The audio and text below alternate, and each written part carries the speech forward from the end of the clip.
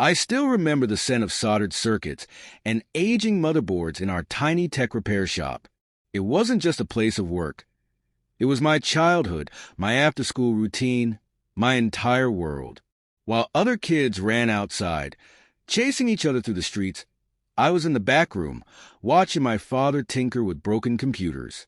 I would hand him screwdrivers before I was even old enough to understand what they did, mesmerized by the way he brought lifeless machines back to life.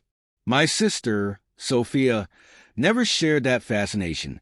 She had bigger ambitions. Corporate dreams that stretched far beyond the confines of our small shop.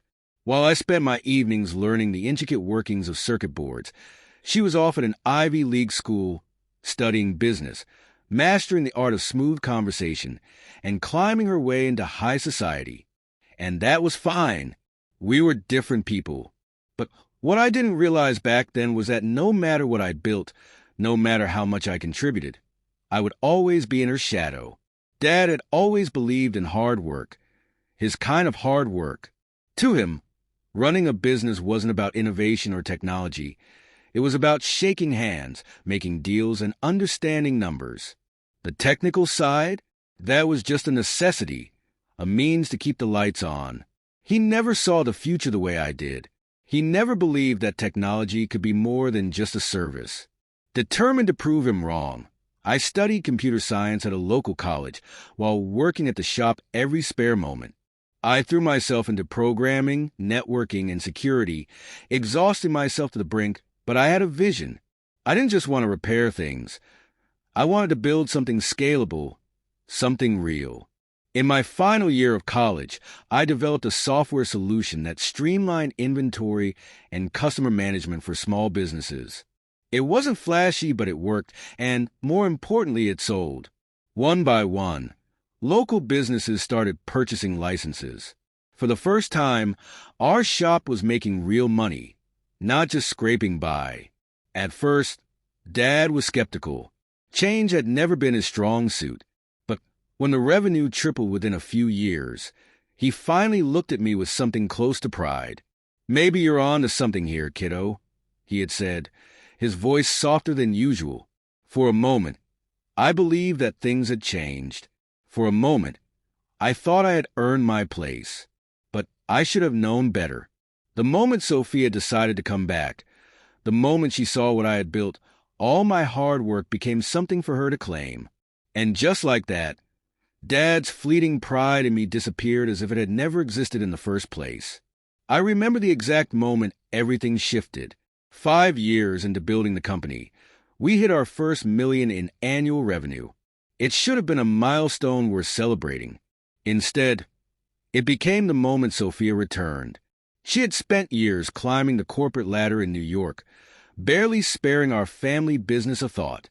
But the second she realized what I had created, the success I had carved out from nothing, she decided it was time to come home. And just like that, she convinced Dad that her business expertise was exactly what the company needed. "It's time we take things to the next level," she announced over dinner one evening, smiling as if she were doing us all a favor. With my experience in corporate strategy, we can expand beyond anything Lily ever imagined. Dad lit up. He had always idolized Sophia, always believed she was destined for something greater than a small-town business. He barely hesitated before making her co-CEO, despite the fact that she had never so much as written a single line of code. I sat there, gripping my fork so tightly my knuckles turned white. I wanted to protest, to make him see reason, but I knew how this would go. If I fought too hard, I'd only look like the jealous little sister who couldn't handle change. So, I swallowed my frustration. I convinced myself that I could handle it, that we could make this work. I stayed focused on what I did best, developing new products, refining our technology, and keeping the company moving forward. Meanwhile, Sophia took over PR. At first, it seemed harmless. She was good at networking, at charming investors, at giving polished interviews. But then, slowly, she began to rewrite the company's story. Suddenly, she was a visionary. She spoke at conferences about the company's growth under her leadership. She gave interviews about being a woman in tech, despite never having touched a single line of code. And worst of all, she started taking credit for the work I had spent years perfecting. Every product launch, every breakthrough, every success, it all became part of her narrative. And Dad? He beamed with pride every time she spoke. I told myself it didn't matter. I had never cared for the spotlight anyway. As long as the company was growing, as long as I still had control over our technology, I could live with it. But I should have known better. Because Sophia wasn't just building the company. She was building a way to push me out. The business had grown beyond anything I had imagined. $150 million in annual revenue, clients across the country, a reputation as an industry leader. But the bigger we got, the smaller my role became. At first, it was subtle. Executive meetings were scheduled without my knowledge. Decisions were made without my input. Investors and board members, people I had worked with for years, stopped reaching out to me directly. And Dad? He acted as if nothing had changed. Sophia understands the business side better, Lily. He would say dismissively, "You're brilliant, but leadership isn't just about innovation." It was like being erased in real time. Then came Dad's 60th birthday. Sophia planned the entire event, of course. It wasn't a family gathering. It was a corporate spectacle, a showcase of power. The most expensive ballroom in the city. Every major investor invited. The press in attendance.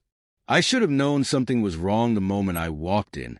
The way people looked at me, polite, hesitant, almost pitying. During dinner, Sophia tapped her glass, a smug smile on her lips. "I want to take a moment," she said, her voice smooth and practiced, "to celebrate not just our father but the future of our company." Something in my stomach twisted. As we continue to grow, it's important to recognize the roadblocks that hold us back, she continued, her gaze flickering toward me. And that's why, after careful consideration, the board and I have decided that, effective immediately, I will be taking over as sole CEO. Silence. A cold, stunned silence. I barely heard the rest of her speech.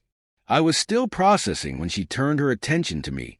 "My sister has done an admirable job maintaining our legacy systems," she said, feigning sympathy. "But in today's fast-moving market, we need leadership that understands the bigger picture. And frankly, Lily just isn't suited for that role." The words cut deeper than I expected. I turned to Dad, waited, hoped, but he said nothing.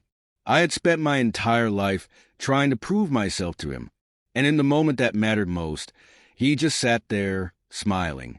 I could feel the eyes of the crowd on me, waiting for a reaction, waiting for me to break. I wouldn't give them the satisfaction. Slowly, I stood. I reached into my purse and pulled out a small wrapped gift. Without a word, I placed it in front of Dad. "Happy birthday, Dad," I said quietly, and then I walked out. I didn't stop. Not when I heard the whispers ripple through the room. Not when I caught the triumphant glint in Sophia's eyes. Not even when the cold night air hit my skin. I kept walking, because if they thought this was the end of my story, they had no idea what was coming next. I assumed Sophia would have the dignity to stay home after last night's spectacle.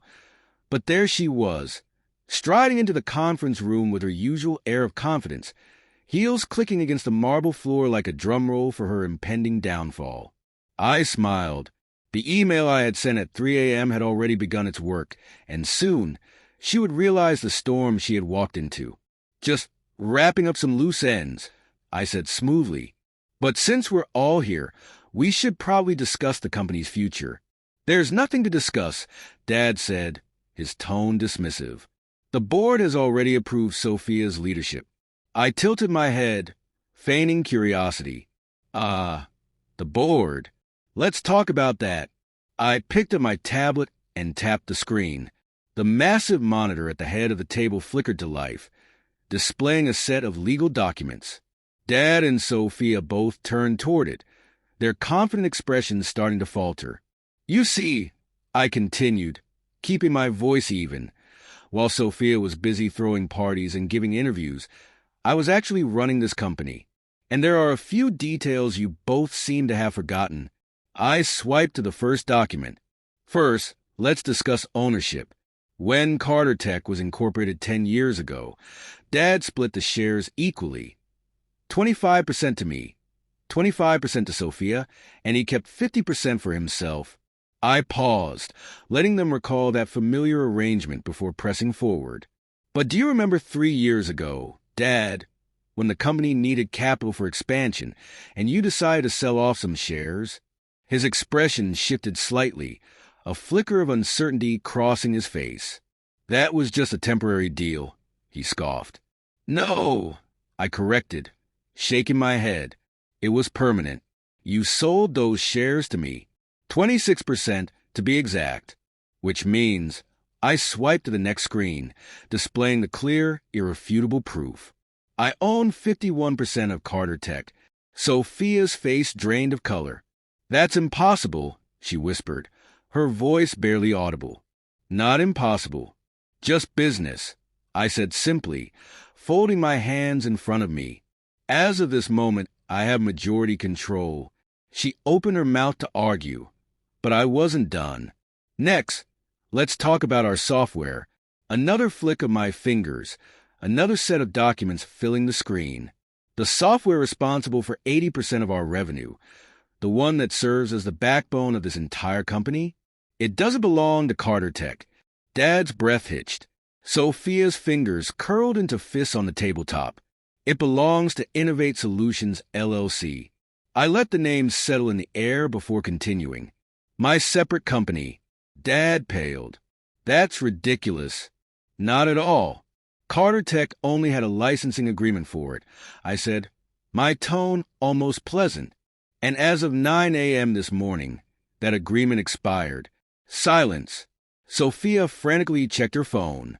I watched the horror creep into her expression as reality set in. And that's not all, I added, letting the weight of my words sink in. Most of our major clients have personal loyalty clauses in their contracts. They sign with Carter Tech because of me, because of my expertise, my vision. And as of this morning, a significant number of them have triggered their termination clauses. A new wave of tension spread across the room as Sophia scrolled through her inbox, her breathing growing uneven. Oh, and one more thing, I said, my smile widening. Our top developers, the ones who actually write the code and keep the company running, they work for me. Dad's lips parted, but no sound came out. As of this morning, I continued, most of them have already accepted offers at my new venture. I let the words settle, enjoying the sight of their so-called victory collapsing around them. Then, finally, I leaned forward. So, here's what's going to happen. I tapped my fingers against the table, drawing their attention. You have two options. Sophia looked up at me with sheer hatred burning in her eyes, but I remained unfazed. Option 1. I walk away. I take my software, my clients, and my employees, leaving Carter Tech as an empty shell. You can explain to your investors why the company's value just dropped to nothing overnight. Dad's face lost what little color remained. Or option 2. You both resign immediately. I met Sophia's glare without flinching. I take full control as CEO, and you remain silent partners. That means you keep your shares, but you have no say in how this company operates. Sophia's jaw clenched, but I wasn't finished. You, I said, looking straight at her, get a severance package and glowing references for your next job. Somewhere far from here. Her fist slammed onto the table. You planned this, she spat. You set us up. I laughed, shaking my head. No, Sophia. I spent 10 years building this company while you played CEO. But after you called me worthless last night, I shrugged. I planned this in about 12 hours. Silence. My phone buzzed. Another client termination notice. I tapped the screen absently and glanced up at them. Time's running out, I said. What's it going to be? The next hour was a blur of lawyers, paperwork, and heated arguments. But in the end, they had no choice. By noon, the documents were signed. Carter Tech was mine. As I sat alone in my office now, I took a deep breath, staring out over the city skyline. They had underestimated me. They had tried to erase me. But now, they would never forget my name. The dust had barely settled when Sophia packed her bags and left town. The tech world had been far less welcoming than she had expected. She had built a reputation on grand speeches and borrowed brilliance. But once the truth spread, doors that had once been wide open slammed shut. Eventually, she settled for a mid-level role at a struggling startup in Silicon Valley, a far cry from the empire she had envisioned. Dad didn't even try to recover. Richard Carter, the man who had always seen himself as a master businessman, had backed the wrong horse. He retired quietly, slipping into obscurity under the weight of his own mistakes. And for the first time in his life, he saw Sophia for what she truly was. Not a visionary, not a genius, just someone who had tried to shortcut her way to success. And he saw me, too, not as the quiet daughter in the background, but as the woman who had outmaneuvered them both. The knowledge came too late for apologies. He never said the words, but I saw it in his eyes whenever we crossed paths at family gatherings. The shame, the regret. It was enough. Mom was the only one who reached out. She came to my office weeks after the dust had settled, standing hesitantly in the doorway. When I looked up and saw her, I braced for another plea for family unity. Instead, she simply sighed and sat across from me. "I never wanted it to end like this," she said softly. I studied her, really seeing her for the first time. She had spent years caught between us, between Dad's favoritism, Sophia's ambition, and my quiet determination. "Neither did I admitted. She looked around my office, taking in the framed patents, the whiteboards filled with plans. Then, after a long silence, she said, "You did it, you know. You proved them wrong." I smiled, though there was sadness in it. I was never trying to prove them wrong. I was just trying to build something, and I had. Carter Tech didn't just recover, it thrived. A year after I took full control, the company had tripled in value, expanded into new markets, and launched cutting-edge products. Without Sophia's PR stunts and Dad's outdated thinking, we moved forward. Then, one afternoon, an email landed in my inbox, an invitation to be the keynote speaker at a prestigious business school's graduation. Sophia's former school. The topic? Hidden strengths. The power of underestimated leaders. I stared at the screen for a long moment. Then, slowly, I smiled. I clicked accept,